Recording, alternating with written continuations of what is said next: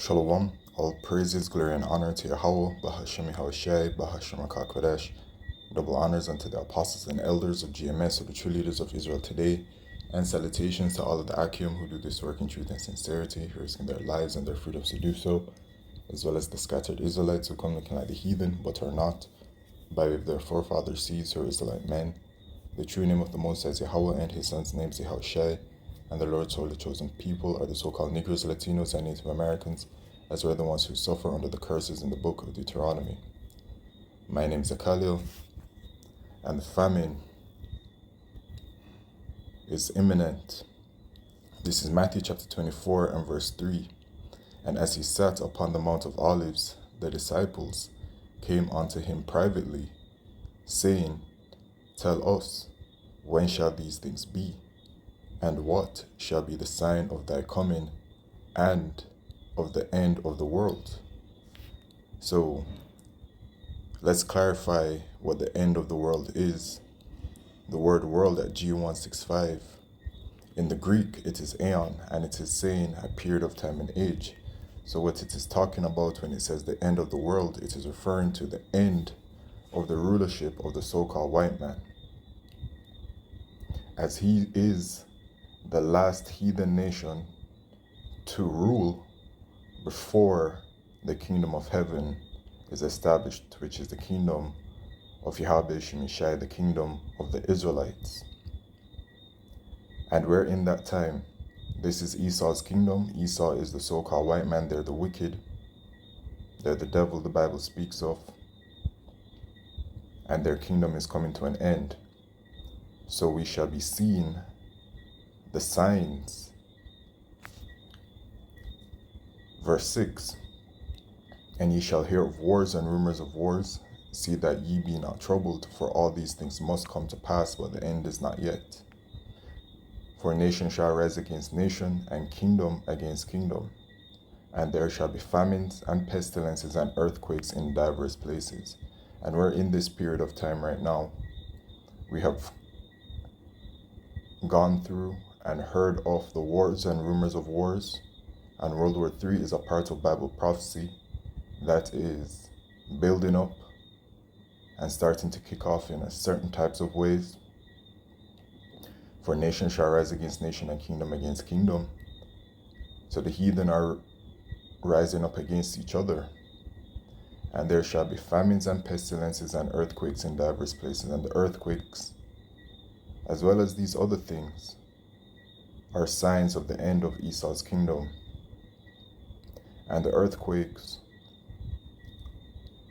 are mentioned in 2 Ezra chapter 9 as a part of the signs to look out for. And the earthquakes are very common at this point in time.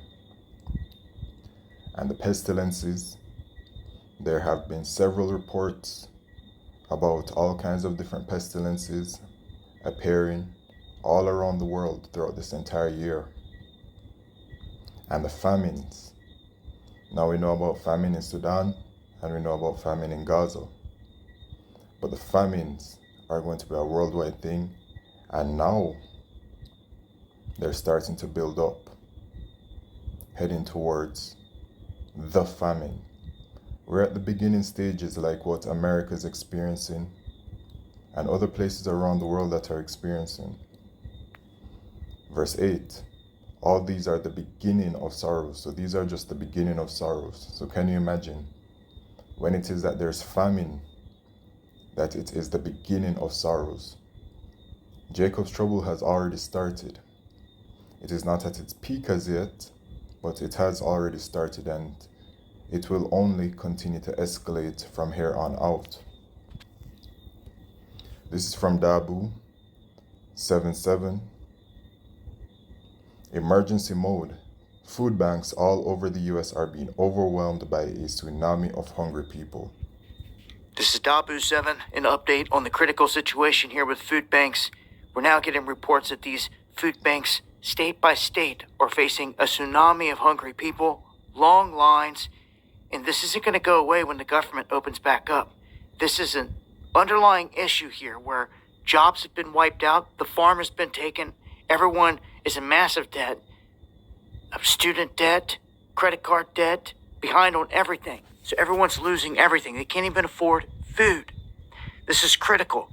Now, if you're living okay out there, I wouldn't just turn a cheek to this, because this tsunami of people is going to catch up to an area near you here at some point, because these situations are growing larger and larger every day.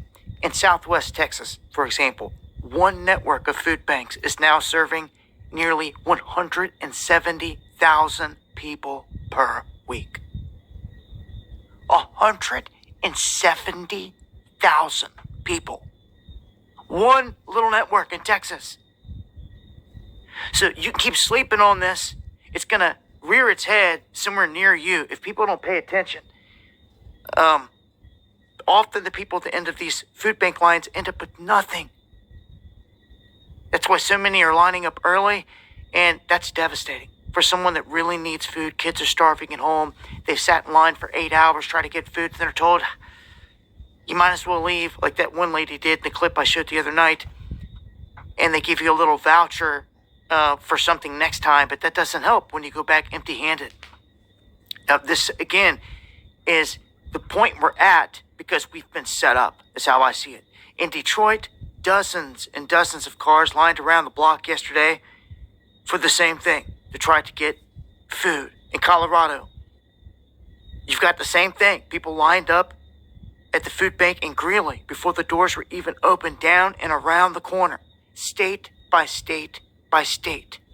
One food bank in Dayton, Ohio, was experiencing a dramatic spike in demand long before the shutdown even happened.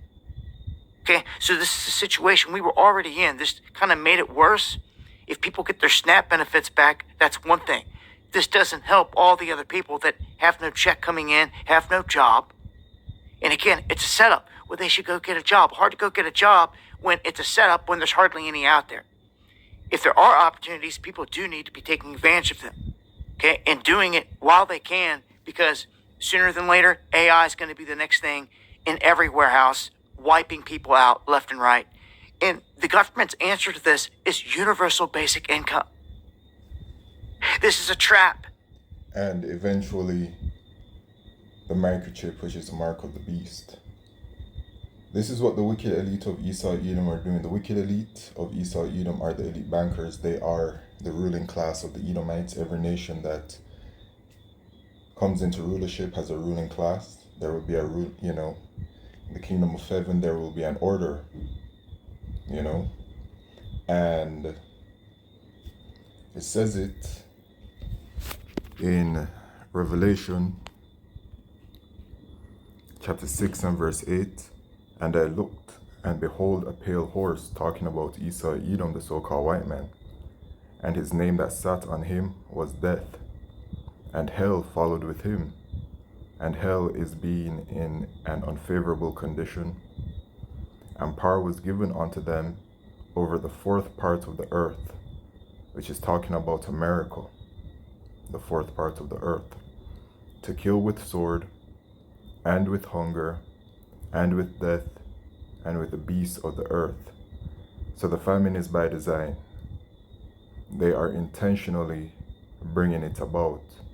And they've already revealed this plan by way of a movie, I don't remember what it's called, that came out in 1981, that when it is that they're really starting to make their move, they're going to bring in the famine. Because they know how the people will act when it is that they're starving. The people will become barbaric. And the scriptures let us know that. The scriptures say that when there's famine, that the friends will fight one against another like enemies,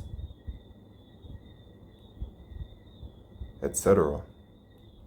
So it is starting to kick in, man. And if you do not repent and return to our power, Yahweh Shemishai, you will be taking part in this famine. And to perish of famine is one of the most terrible deaths. In Lamentations chapter 4 and verse 9, They that be slain with the sword are better than they that be slain with hunger. For these pine away, stricken through for want of the fruits of the field. So, it's a very terrible judgment, and Yahweh Shemishah is bringing it once again because the Lord has brought judgment via famine before. This is a trap. All day it's a trap. It's leading everybody into the government's hands. How others can't see it, I don't know. But once you're on universal basic income and you're on their digital currency, they've got you right where they want you. They can... The American digital currency was signed into law by way of the Genius Act. It is the stable coin, which works as a digital currency at a 1-to-1 ratio to the US dollar. Put a limit on your money. They can put a timer on it saying you've got to spend so much in X amount of time or it's gone. They can do all types of stuff just like they do in China. And the longer that this government shutdown continues, the worse things will get, obviously. So travel, everything else, everyone's feeling it big time. But in terms of these food banks, this is no joke. This is not something that is turned a cheek to. And this isn't going away just because they give SNAP back. Okay? Okay? It's not going away just because they give SNAP back. Get that through your head. This is here. It's here to stay until major changes happen in this country.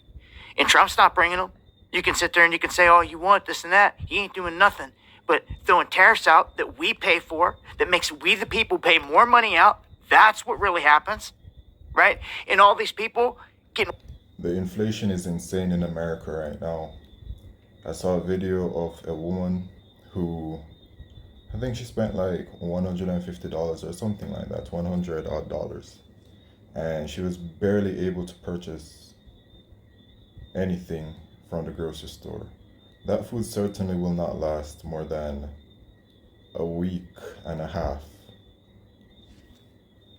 Wiped out with no job. Right now, they're pissed. They're like, I voted for this?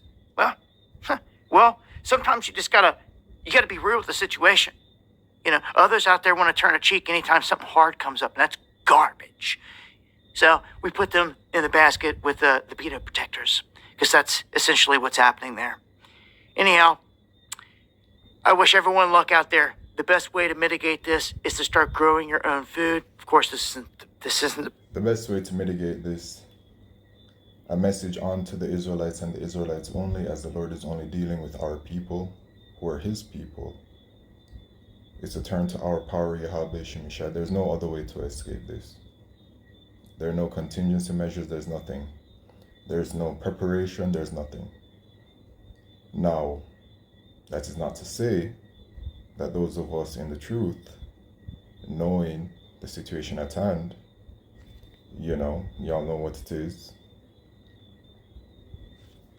You get your food or whatever, but that's not where salvation lies. Salvation lies with Yahweh Shemishah and the protection that the Lord will be providing to His elect, which we are of the hopeful elect. We hope to be saved. Times are about to get really, really critical, and the voice, Dabu, his voice, you can hear it. It's not an exaggeration. And the despair that you're hearing, it is in fact true what is about to happen. 2 Ezra chapter 15 and verse 18, for because of their pride, the city shall be troubled, the houses shall be destroyed, and men shall be afraid. And man shall have no pity upon his neighbor, but shall destroy their houses with the sword, and spoil their goods because of the lack of bread, which is the famine, and for great tribulation. America is Mystery Babylon the Great, Revelation chapter 17. And there's going to be extra special judgment. It's in America. Esau's kingdom is at its end, and it is out of Jacob's trouble that the elect of the nation of Israel will be saved. So it is not until Yahushua returns that this will all end. So the message is clear and has been stated several times. With that, all praises, glory, and honor to Yahweh Shemishai Bashim Shalom.